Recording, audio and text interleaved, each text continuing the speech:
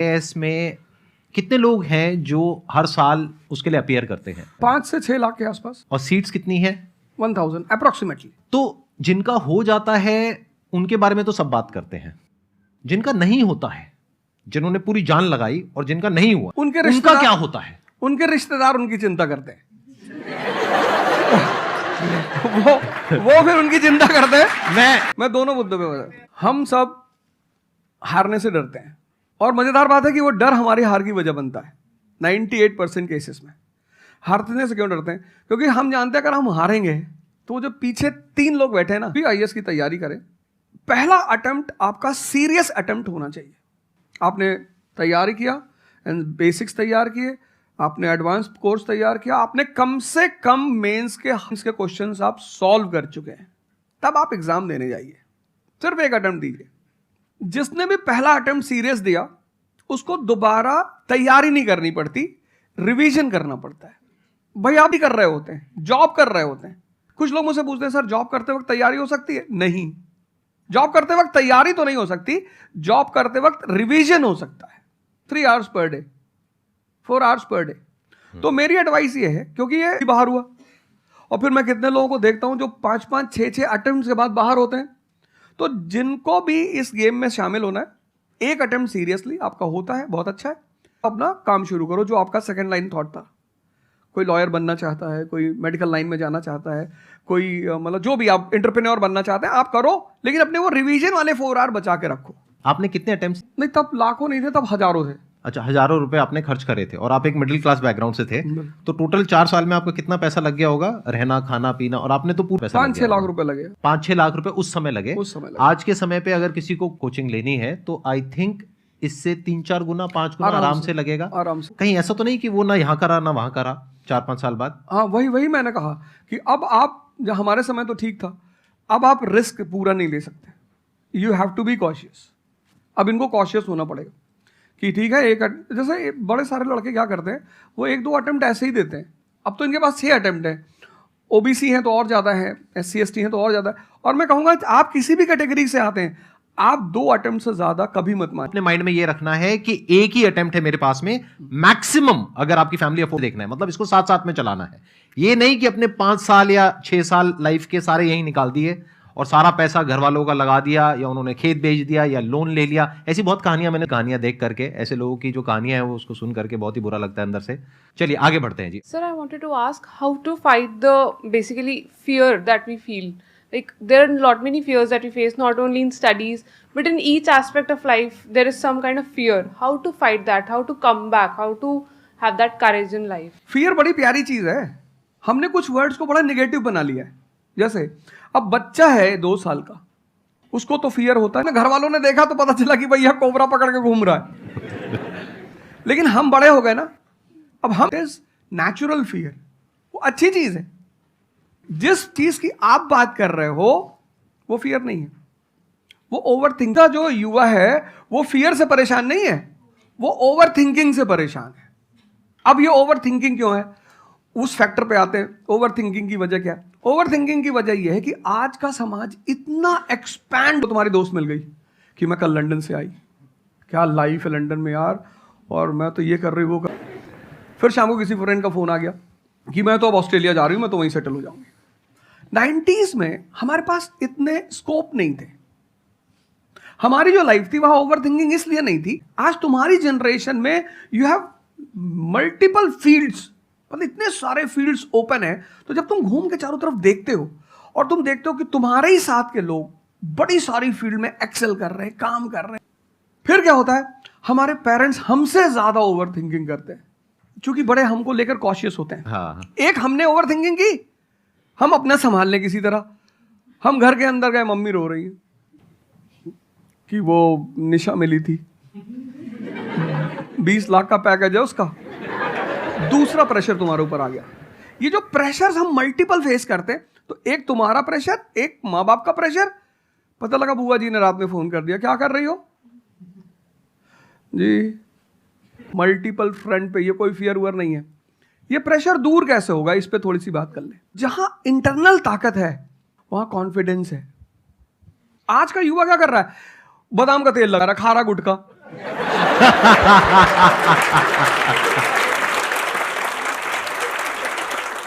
आप लोगों को चूंकि हर तरफ प्रेशर झेलना है, तो प्रेशर झेलने का सबसे अच्छा तरीका होता है इंटरनल पावर।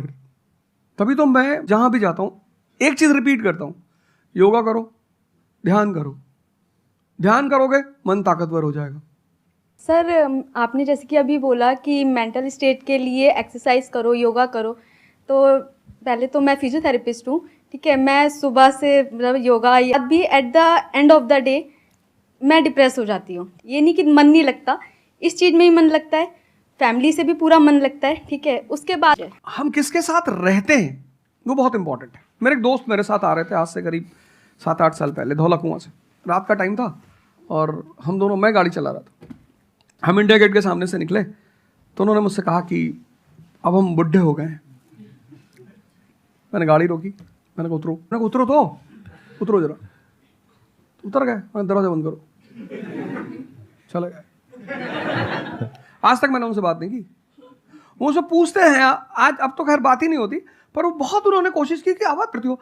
जब तुम वापस घर में आती हो, अपने समाज में जाती हो, तो सब तुम्हारे मेंटल स्टेटस का थोड़ी है, वो तुम्हारी सारी ऊर्जा को खींच लेते हैं।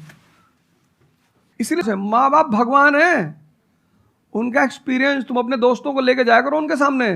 कोई अल्ट्रासाउंड क्या करेगा जितना माँ बाप करते हैं, कोई स्कैनर क्या करेगा। सही बात है। दुष्ट है ये, इसकी आंख के नीचे देखो यहाँ निशान है, बहुत दुष्ट है ये। और वो लॉजिक भी बड़ी अच्छी सी देते हैं, कोई कुछ भी देते हैं लेकिन बड़ा अच्छा सा लॉजिक देते हैं। तो ये हमारे साथ होता है, इसलिए हमें पहले गुरुकुल भेजा जाता था। और आज की हमारी सोसाइटी इसको सिर्फ नेगेटिव दिखाई पड़ रहा है। मैं अभी अब घर गया था, हमसे लोग कह रहे भैया 24 अननेसेसरी परेशान किए हुए, अननेसेसरी दूसरों से मत। और ये एक जहां का नहीं है, ये यूनिवर्सल हो चुका है। तुमने कह दिया कि मैं आईएएस की तैयारी कर रही हूं, अरे नहीं होता किसी का। तिवारी जी की लड़की दी थी, 2 साल बाद पागल हो गई। तुम इतने डिप्रेस समाज में रह रहे हो, वो तो थैंक यू। जब आपको कोई सहारा नहीं होता, आपने टाइप किया संदीप महेश्वरी, एक वीडियो आ गया, आप रिलैक्स हो गए। जब आप इन्हें सुनते हो तो आपका टेम्परेचर हाई होता है। तो एक ही आदमी को आप, लेकिन 2 लोगों को छोड़ दो, 3 लोगों को छोड़ दो, 4 लोगों को, ऐसे 10-12 लोग हिंदुस्तान में है, पॉपुलेशन 1 बिलियन 50 करोड़। तो तुम 10 लोगों को सुनो और बाकी जो तुम्हारे साथ 500 जुड़े हैं वो तुम्हें तो नीचे ही ले जा रहे हैं। इससे बचो, अपनी सर्कल को थोड़ा सा रिजर्व करो। तुम किससे बात करते हो, कौन सा लिटरेचर पढ़ते हो, लिटरेचर पर ध्यान दो। जैसे मैं रश्मिरथ पढ़ता रहता हूं, खाली हुआ, प्रसादों के कनकाब शिखर होते कबूतरों के ही घर। ये जो बड़े बड़े मकान हैं, कभी किसी बाज को यहां रहते हुए देखा? कबूतर रहते। प्रसादों के कनकाब शिखर, कितने मतलब महलों के जो बड़े बड़े शिखर, उसमें सिर्फ कबूतर रहते हैं। प्रसादों के कनकाब शिखर होते कबूतरों के ही घर। महलों में लोग इतनी लग्जरी चाहते हो, लग्जरी आदमी को मेंटली कमजोर बनाती है। मैं आश्रम में था, मैंने ज्यादा खाना खा लिया। मेरा एक नियम है, नो एक्सरसाइज नो फूड। मतलब अगर एक्सरसाइज नहीं करूंगा तो मैं खाना नहीं खाऊंगा। वहाँ एक बाबा जी, वो प्रेम में उन्होंने घी पे घी डाल, मैंने कहा खा लो। फिर वो हुआ कि भाई यहाँ घूमेंगे, चारों तरफ जंगल है, डरा दिया इन लोगों ने। एक बार एक भालू एक आदमी की टी आएगा, मैं जाऊंगा। फिर मैंने 4-5 लोगों को तैयार किया अपने साथ, उनको थोड़ा मोटिवेट किया कि जंगल में घूमने से ऑक्सीजन लेवल बढ़ता है। बोले हम भी चलेंगे। मैंने कहा भाई साहब क्यों जा रहे हो? कहते हम भी चलेंगे। मैं उनका नाम नहीं लूंगा। 1 किलोमीटर के बाद उन्होंने मुझसे कहा मेरे बैग में यहाँ बहुत पेन हो रहा है। 1 किलोमीटर। तुम लोगों ने पता है अपने आप को कष्ट देना छोड़ दिया है। You are dying for luxury, you have become weak physically and mentally. थोड़ा थोड़ा सा कष्ट दो अपने आप को, थोड़ा टेम्परेचर हाई रखो, थोड़ा बड़े टेम्परेचर वालों के साथ रहो। हमने अपने आप को, अच्छी है, अच्छी है, अच्छी, मैं ये नहीं कह रहा हूं, मैं कुछ बोल देता हूं, अच्छी है मतलब आपने पढ़ी है।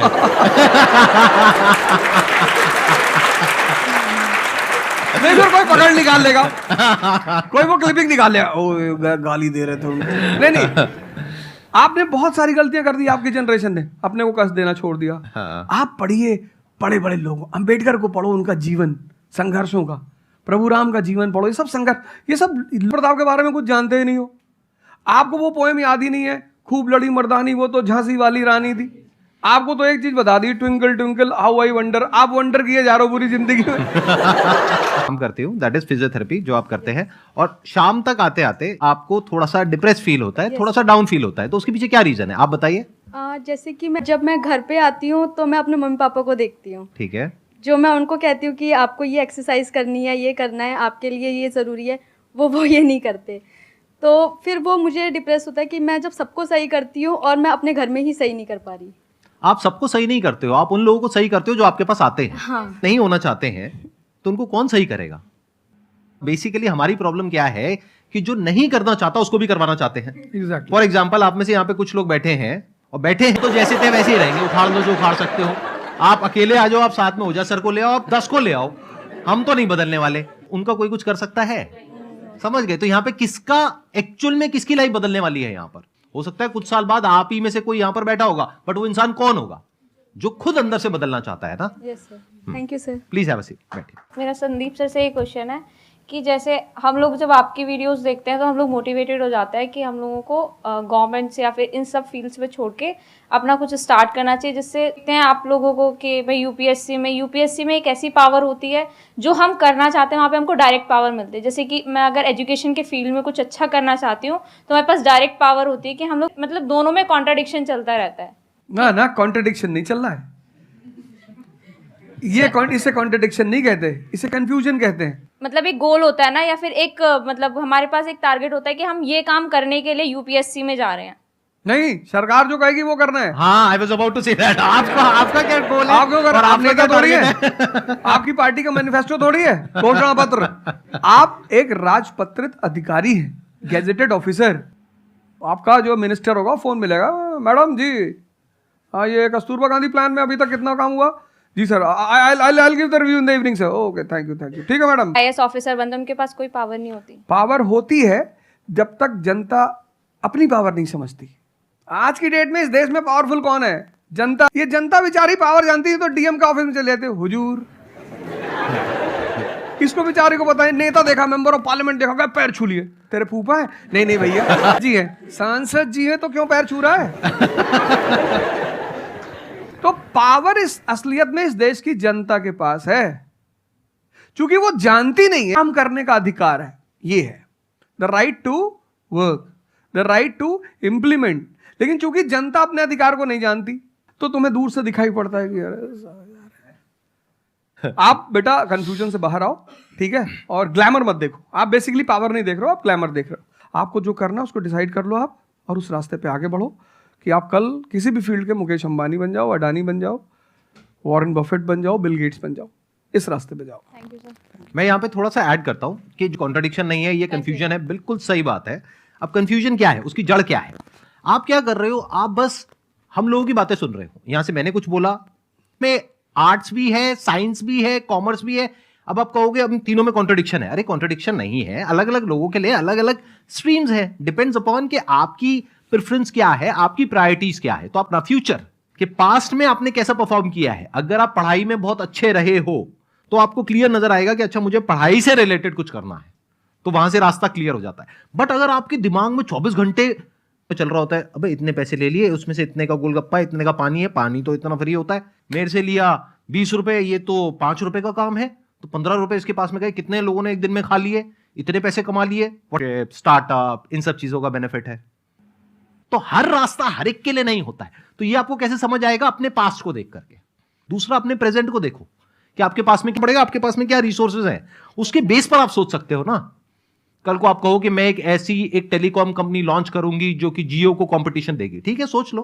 कुछ नहीं होगा। क्या है पीछे, बैकग्राउंड क्या है, आपके पास में क्या रिसोर्सेज है, how are you going to compete. तो आप फालतू में कुछ भी सोच रहे हो ना। तो यहां पे कॉन्ट्रडिक्शन क्या है, कंफ्यूजन क्या है? कुछ भी नहीं। तीसरा, फ्यूचर में आप अपने लिए कैसी लाइफ चाहते हो। जैसे सर ने कहा कि पावर नहीं मिलती है वहां पे सर्व करना होता है। इस गलतफहमी से बाहर आ जाओ कि वहां पे पावर मिल जाएगी। पावर तो पूरी की पूरी एक हिरार्की है, जिस हिरार्की में टॉप पर पब्लिक बैठी है एक्चुअल में, वो हमें पता ही नहीं है। हमारे हाथ में पावर है, किसको वोट करना है, किसको पावर में लेकर के आना है, फिर उनकी पावर के अकॉर्डिंग आगे पावर का डिस्ट्रीब्यूशन होता है। तो आपको देखना है कि आपको एग्जैक्टली लाइफ में चाहिए क्या है। कि अगर आपका माइंड है बहुत ज्यादा क्रिएटिव, कि आपको हमेशा दिमाग में आइडियाज घूमते रहते हैं, कि कुछ अजीब करना है, कुछ अलग करना है, ये करना है, वो करना है, तो फिर वो रास्ता आपके लिए नहीं है। But once you go in the entrepreneurship space, वहां पे रिस्पॉन्सिबिलिटी नहीं है, वहां पे पावर है, क्रिएटिव। Power to create. अब आपको देखना है कि एट द एज ऑफ 42, 48 आप किसके जैसा बनना चाहते हो। अगर एक टीचर बनना चाहती है, उन लोगों का आप लाइफस्टाइल देख सकते हो, वैसे बनना चाहते हो, बहुत बढ़िया। मेरे जैसा बनना चाहते हो, बहुत बढ़िया। किसी और के जैसा बनना चाहते हो, बहुत बढ़िया। बट किस बेस पर? अपनी पर्सनालिटी को देखो ना, क्या लाइन हो रहा है। सर एक्चुअली आपका सेशन देख के मैं पब्लिक स्पीकिंग सीख रहा हूँ, तो कॉन्फिडेंस बढ़ाने के लिए जो आसपास के स्कूल है ना, स्कूल क्लासेस जो है उनके पास मैं जाता हूँ बच्चों को थोड़ा सा ये करने के लिए। तो मैं जाके वहाँ पे रश्मि रथवी सुनाता हूँ, मेरे को आती है थोड़ी थोड़ी, तो मैं वो सुनाता हूँ। छत्रपति शिवाजी महाराज के बारे में सुनाता हूँ। तो उन बच्चों का मैंने थोड़ा नोटिस किया, तो वो क्या कह रहे थे मुझे कि सर जो टीचर है अभी जो सिखा रहे हैं, और बोरिंग तरीके से सिखाते हैं ना, कोई एक्स्ट्रा कुछ एक्टिविटी नहीं करवाते, कुछ नहीं करवाते। और जब ऐसा कोई एडिशनल गेस्ट आता है, जो माइंडसेट थोड़ा चेंज होता है कि सामने वाले टीचर से भी वो वही एक्सपेक्ट करते हैं। तो मुझे कभी कभी लगने लगा है कि मैं जाके गलत कर रहा हूँ, या वो टीचर का, वो स्टूडेंट का देखने का नज़रिया बदल रहा है, तो वो वही सब्जेक्ट में। तो अभी मैं क्या काम करने के दो तरीके हैं। एक, आपको काम करना ही है, कीमत पे काम करना चाहते हो। जैसे मैं चाहता ही हूं, इसने मुझे इज्जत दिया, सम्मान दिया, प्रेम दिया। मैं एक शादी में गया था 2 दिन पहले, लोग दूल्हे उल्हे को छोड़ के मेरे पास आ गए। दूसरा बेचारा प्रोसेशन में क्या किया, हमसे मैसेज किया, हुआ तुम यहां से चले जाओ। शादी नहीं हो रही है, मतलब वो द्वार चार वगैरह सारा प्रोग्राम था, वो सब बाहर हो जाओ सर। तो हमारा जो देश का शिक्षक है, उसके मन में कोई मोटिवेशन नहीं है कि वो क्यों पढ़ाए। जैसे हमारे घर मामा आए, कि मामा आए क्यों, क्योंकि हमें पता था कि जब जाएंगे तो पैसा देके जाएंगे। इस देश के शिक्षक को, सरकार को कुछ ऐसा करना चाहिए कि उसके मन में एक मोटिवेशन हो कि 6 बजे का स्कूल है, वो सुबह 4 बजे पहुंच जाए, इसका दर्जा दे दे। फिर आप देखना, पैसा तो कौन नहीं कमा रहा है, शिक्षक सम्मान चाहता है। तो मैं अपने टीचरों से पुराने मिलता हूं, तो रोक दिया सब, हाँ सर, पैर चले, तुरंत ऐसे सीना उन्हें चौड़ा कर लेते हैं कि हमारा बच्चा है जी। शिक्षक एक दुनिया की ऐसी लॉबी है जिसको सम्मान चाहिए। आप लोग कहीं भी अपने पुराने टीचरों को मिला करो, ठीक है, हो सकता है उन्होंने आपको कभी मारा हो, डांटा हो, कुछ बोला हो, लेकिन अब आप उनको थोड़ा सम्मान दे दिया करो। शिक्षकों के पास इनर मोटिवेशन की कमी है। कुछ लोग हैं जो इंडिविजुअल मोटिवेटेड रहते हैं, वो करते हैं कई सारे टीचर, लेकिन वो इंडिविजुअल। कुछ लोग होते हैं ना जिनको अपने धर्म का एहसास होता है, उनके लिए वो ड्यूटी नहीं होती, वो धर्म है उनका। तो वो तो जैसे भाई आप जाके आप धर्म के रूप में कर रहे हैं, 2-4 टीचर और भी कर रहे हैं, 10 टीचर और भी कर रहे हैं, लेकिन सरकार को टीचरों को कुछ तो ऐसा करना चाहिए कि उन्हें फील हो कि नहीं यार, ये हमारा देश है, ये हमारे बच्चे हैं, हमें इनको बनाना है और ऊपर उठाना है। तो अगर सरकार कुछ ऐसा कर देगी ना, सेल्फ मोटिवेशन दे देगी, अरे फिर तुम देखना इस देश के टीचरों। सर, इसमें आपसे बात करते करते ना मेरे माइंड में एक सॉल्यूशन आ रहा है, क्योंकि एज एन एंटरप्रेन्योर मेरे माइंड में सिस्टम्स एंड प्रोसेसेस घूमते हैं।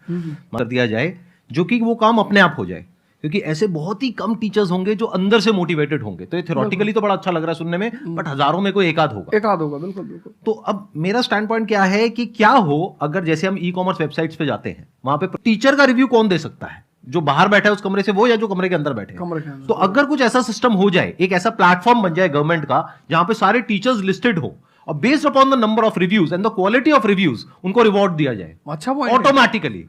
कि मतलब जो नंबर 1 पे आया उसकी सैलरी डबल, कि अगर उसकी 50,000 है तो 1 लाख। बहुत अच्छा सोल्यूशन। और जिसके इतने रिव्यूज आए, यानी जिसके 4 स्टार या उससे ऊपर आए, पढ़ाने का जो स्टाइल है ना, वो सारे टीचर्स आएंगे अवध ओझा सर के चैनल पर और आकर के सीखेंगे भाई क्या कहानी है ये, ऐसे कैसे पढ़ाएं कि बच्चे दीवाने हो जाए, और फिर अपने आप को अपग्रेड करेंगे। नहीं तो अपग्रेड करने की मोटिवेशन कहाँ है? जैसे एक एंटरप्रेन्योर होता है, उसके पास में तो मोटिवेशन होती है कि अगर मैंने अपने जो भी प्रोडक्ट है, सर्विस है या काम है, उसको अपग्रेड किया तो करते ही मेरे को इमीडिएट रिवॉर्ड मिलेगा। जैसे सेल्स टीम में अगर आप कहीं पर काम करते हो, कितने लोग सेल्स डिपार्टमेंट में है, अलग अलग कंपनी में जो जॉब कर रहे हैं, तो सेल्स में इंसेंटिव का एक सिस्टम होता है। तो वहां पर क्लियर पता होता है कि मैंने ये टारगेट अचीव किया तो ये है। तो एक क्लियर कट टारगेट होना चाहिए which is measurable, not theoretical but actual, objective not subjective. कि ऑब्जेक्टिव एक टारगेट होना चाहिए in terms of numbers which can be calculated, and a transparent system जहां पे स्टूडेंट्स वोट करेंगे और जो बुला करके जो हमारे देश के प्रेसिडेंट हैं या प्राइम मिनिस्टर हैं वो आकर के रिवॉर्ड देंगे। Yes sir.